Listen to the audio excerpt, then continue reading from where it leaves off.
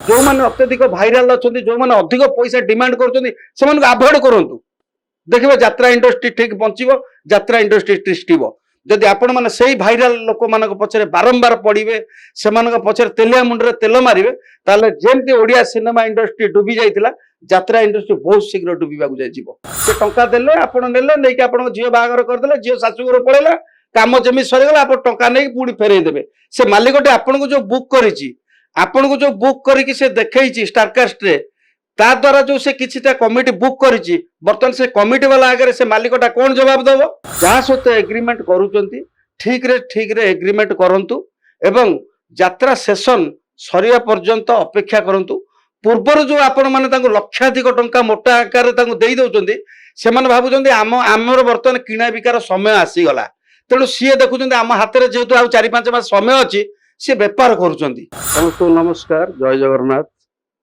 देखो आज्ञा यात्रा जेबे आरंभ है जो यात्रा आमर मोगल तामसा आरंभ ही आज जो जगार यात्रा पहुंची यात्रार मान कोठी ना कोठी ओडिया दर्शक मान पाखे सिनेमा सीरियल अपेक्षा ओडिया दर्शक मान यात्रा को बहुत मात्रा भल पाइबा देइचंती सेटा मु गोटे ओडिया कलाकार हिसाब से निजक सब गर्व अनुभव करे जहाँ गोटे लोक कला आज ओडिशा रे बंची रही तेणु मझी मझे यही यात्रा अनुष्ठान गुड़िक सब अनुष्ठान नुह किछि यात्रा अनुष्ठान रे जो विवाद देखा दउची कलाकार आउ यात्रा मालिक मान मध्य से कथा गुड़ा दर्शक मान पाखे पहुंचवा न दरकार कारण जो दर्शक टे 300-400 टंका टिकट काटिकी यात्रा देखुची सी गोटे निहाती जानिबा दरकार जे गोटे कलाकार केते टंका नेला मालिक ठू केबे नैतिला मालिक को से केबे रिटर्न करिवो कोन तांका भितरे माडगोळ हैला से सब कथा आपण माने निज निज भितरे रखिबा दरकार सेटा पब्लिक के सब कथा आसीबा दरकार नुहे मु भाबुची आउ आपण जो पचारले जो नरी पंडा कथा केवल नरी पंडा न ता पूर्व पीयूष त्रिपाठी मध्य एमती गोटे माने गोटे कंट्रोवर्सी आसीतिला जे विवाद आसला किसी पैसा से गोटे यात्रा पेट्रो नहीं आ गोटे यात्रा पेट्रो ने आनी तेणु मोर सबू कलाकार मान को मोर अनुरोध जे आपण माने प्रथमे जड़े कलाकार कहूँ गोटे शांत सरल भद्र नम्र एवं सबुठारु गोटे कलाकार बड़ जिनस है स्वाभिमान आ इज्जत जमी आम बापा गोटे जवाब गोटे सेमती आम सब जवाब टाक ठीक रखा आम पैसा लोभरे बिक्री हो जावानी कलाकार धर्म नुहे मुंड बिकिबा कलाकार धर्म है से सब बेले दर्शक मान को एंटरटेनमेंट कराइबा ता माने न जे मागणा आम एंटरटेनमेंट कराइबा ता बदल रे आम पैसा पाउचे जेतिक आमको रिक्वायर अच्छी आमको मालिक से पैसा दूचे आम से संतुष्ट हवा जे आम अत्यधिक आशा करिकी 5टा पार्टी पैसा आडभांस आनिबा कि 2टा पार्टी पैसा आडभांस आनिबा तापर आडभांस आनी गोटे पार्टी आ गोटे पार्टी मालिक को लेकिन फेरइबा ये सब जिनस है आज्ञा कोट ना कोठी माने दर्शक मान भितर गोटे ये जिनसटा ठीक लगुनि कारण जो दर्शक माने आपण मान को 300-400 टका टिकट काटिकी एते भल पाइबा देकी सारा राति अनिद्रा हेकी यात्रा देखा जाउचंदी से माने आपण मान विषय ये सब कंट्रोवर्सी कथा जानिले ये सब जिनस गुड़ा आपण मानकर चरित्र आपण मानकर जो प्रकार माने जो लोभ रोचे पैसा प्रति आ जो प्रकार कंट्रोवर्सी भितर जो कलाकार माने फसुचंती एवं से फसी परिवार मान को आनिक मीडिया आगे ठिया करूँ एगुड़ा दर्शक मैंने जानिला परे से कोठी ना कोठी आपण मान भल पाइबा से कमिज ये सब जिन नवा दरकार मो मतरे देखो आज्ञा उभय पटरू किसी ना कि भूल रोचे गोटे हाथ में केवे ताली बाजेनी 2टा हाथ मिसिले ताली बाजे तेणु मो मतरे उभय आड़ भूल रोचे केमती देखंतु गोटे पार्टी गोटे कलाकार जिते गोटे यात्रा पार्टी मालिक सहित एग्रीमेंट करुच्ची से गोटे वर्ष हो 2 वर्ष से एग्रीमेंट करुच्ची किंतु गोटे पार्टी रनिंग अवस्था रे गोटे पार्टी निहाती 10 मास कि 12 मास से यात्रा परिवेषण करुच्ची तो गोटे पार्टी 4-5 मास यात्रा परिवेषण कला परे गोटे मालिक कौन पाई जाइकी से कलाकार टाको बुक करुचंती लोभ देखैकी ताको एग्रीमेंट करई ताको मोटा अंकर टंका कौन पाई से आगुआ दउचंती एटी यात्रा मालिक भी भूल रोचे से अपेक्षा करवा दरकार यात्रा सेशन सरिला परे से सहित चुक्तिनामा करवा दरकार जदियो मालिक मैंने भावुंट जे यात्रा कलाकार काले आमे जदि आगुआ बुक न करवा सी काले आउ कौटू पैसा आडभांस नहीं आउ को पार्टी पलैबे से भयर जदि मालिक मैंने करुचंती ତାହେଲେ କଳାକାର ମାନେ ବି ସଚୋଟ ହେଇକି ଯୋଉ ପାର୍ଟି ଠାରୁ ସେମାନେ ଆଡଭାନ୍ସ ରଖୁଛନ୍ତି ସେଇ ପାର୍ଟିକୁ ସେ ଯିବା ଦରକାର।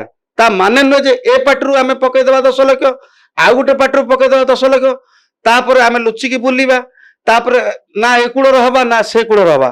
ବର୍ତ୍ତମାନ ନରିପଣ୍ଡା କେସ୍କୁ ଦେଖନ୍ତୁ ଆପଣ, ନାଣ୍ଡୁ ବାବୁ କହିବା ହିସାବରେ ଆମେ ଯାହା ଦେଖୁଛୁ ୟୁଟ୍ୟୁବରେ ମିଡିଆରେ, ଯେ ସିଏ ନାଣ୍ଡୁ ବାବୁଙ୍କ ଠାରୁ ମାନେ 2024-25 ମସିହା ପାଇଁ ସେ 6 ଲକ୍ଷ ଟଙ୍କା ଆଡଭାନ୍ସ ନେଇଥିଲେ, କିନ୍ତୁ ମାସେ 2 ମାସ ପରେ ସେ ଟଙ୍କାକୁ ସେ ଫେରେଇ ଦେଲେ। ତାପରେ ସେ ଅଲଗା କୋଉ ପାର୍ଟିକି ଗଲେ ସ୍ୱପ୍ନ ମହଲକୁ। ଏ ବର୍ଷ 2025-26 ମସିହା ପାଇଁ ସେ ସେସନ ଆରମ୍ଭ ହେଇନି, ଜୁନରୁ ଆରମ୍ଭ ହବ, କିନ୍ତୁ ସେ ଫେବୃଆରୀରୁ ଖଣ୍ଡଗିରିରୁ ସେ 10 ଲକ୍ଷ ଟଙ୍କା ନେଇ ସାରିକି 10 ଲକ୍ଷ ଟଙ୍କା ନେଇକି ତାଙ୍କ ଝିଅ ବାହାଘର ସେ କରିସାରିଛନ୍ତି। ଝିଅ ବାହାଘର ସରିଗଲା ପରେ ତମେ କୋଉ ହିସାବରେ ଫେର 10 ଲକ୍ଷ ଟଙ୍କା ଆସିକି ଫେରଉଛ? ଯୋଉ ମାଲିକ, ଯୋଉ ନାଣ୍ଡୁ ବାବୁ ଯିଏ ଦେଇଛନ୍ତି 10 ଲକ୍ଷ ଟଙ୍କା ଯିଏ ଦେଇଛନ୍ତି, ସେ ଟଙ୍କାର କଣ କିଛି ତାଙ୍କର ମାନେ ଇଣ୍ଟରେଷ୍ଟ ନାହିଁ? ସେ ଟଙ୍କାର କିଛି ଭ୍ୟାଲୁ ନାହିଁ? ସେ ଟଙ୍କା ଦେଲେ, ଆପଣ ନେଲେ, ନେଇକି ଆପଣଙ୍କ ଝିଅ ବାହାଘର କରିଦେଲେ, ଝିଅ ଶାଶୁଘର ପଳେଇଲା, କାମ ଯେମିତି ସରିଗଲା, ଆପଣ ଟଙ୍କା ନେଇକି ପୁଣି ଫେରେଇ ଦେବେ। ସେ ମାଲିକଟି ଆପଣଙ୍କୁ ଯୋଉ ବୁକ୍ କରିଛି, ଆପଣଙ୍କୁ ଯୋଉ ବୁକ୍ କରିକି ସେ ଦେଖେଇଛି ଷ୍ଟାରକାଷ୍ଟରେ, ତା ଦ୍ୱାରା ଯୋଉ ସେ କିଛିଟା କମିଟି ବୁକ୍ କରିଛି, ବର୍ତ୍ତମାନ ସେ କମିଟି ବାଲା ଆଗରେ ସେ ମାଲିକଟା କଣ ଜବାବ ଦବ? ତେଣୁ ଆଜ୍ଞା ଗୋଟେ କଳାକାର ଧର୍ମ ହେଲା ସବୁବେଳେ ନିଜର ସ୍ୱାଭିମାନ, ଇଜ୍ଜତ, ଆଉ ସବୁଠାରୁ ବଡ ଜିନିଷ ହେଲା ଜବାବ। ଜବାବଟା ଠିକ ରଖନ୍ତୁ। ସେମିତି ମାଲିକ ମାନେ ବି ଯାହା ସହିତ ଏଗ୍ରିମେଣ୍ଟ କରୁଛନ୍ତି ଠିକରେ ଏଗ୍ରିମେଣ୍ଟ କରନ୍ତୁ ଏବଂ ଯାତ୍ରା ସେସନ ସରିବା ପର୍ଯ୍ୟନ୍ତ ଅପେକ୍ଷା କରନ୍ତୁ।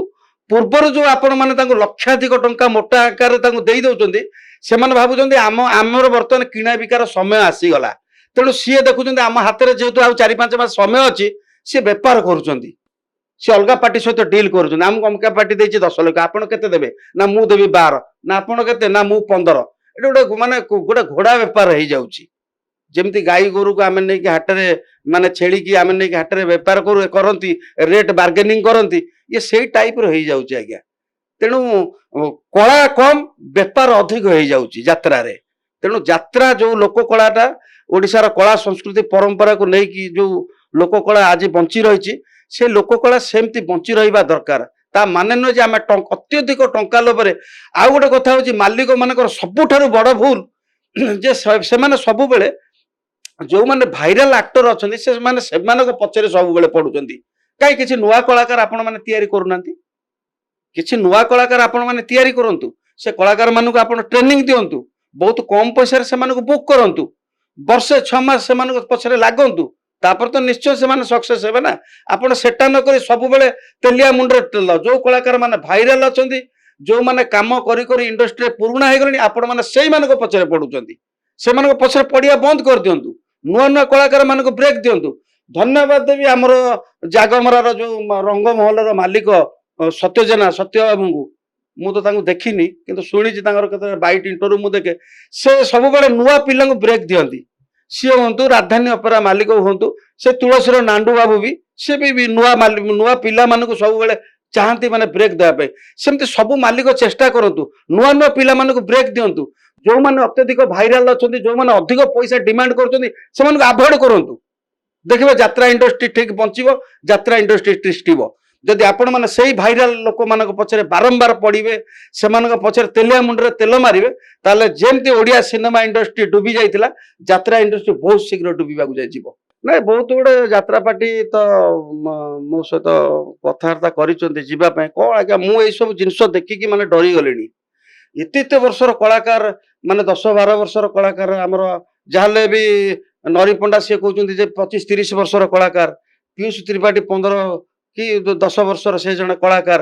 ସେମାନଙ୍କ ପଛରେ ଯଦି ଏତେ କଣ୍ଟ୍ରୋଭର୍ସି ହଉଛି, ଆମେ ତ ନୂଆ ଆଜ୍ଞା ସେ ଫିଲ୍ଡରେ, ତେଣୁ ଆମେ ଡରି ଯାଉଛୁ। ସେ ଜାଗାରେ ଯାଇକି ଆମେ କଣ କରିବୁ, କେମିତି ସେ ଜାଗାରେ ଆମେ ଷ୍ଟାଣ୍ଡ କରିବୁ।